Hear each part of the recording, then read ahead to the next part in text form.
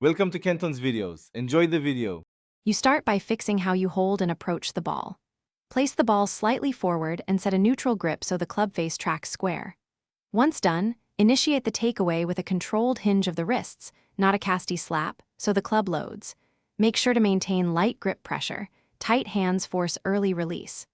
Practice slow half swings focusing on the lag position and feel the club head trailing your hands to build the correct sequence. Now you build and preserve lag through sequence. Start the downswing by unwinding your hips and torso. Let the hands and club follow that rotation so you avoid throwing the club. Once you feel a strong wrist angle, about 90 degrees, hold it through the first part of the downswing.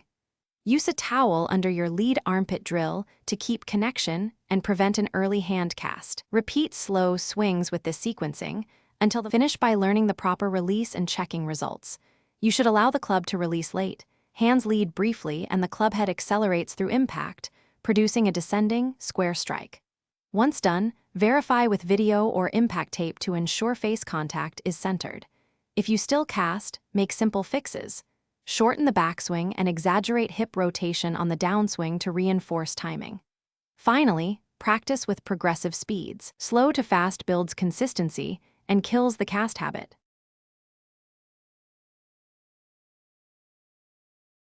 Thanks for watching. Consider subscribing if we helped you.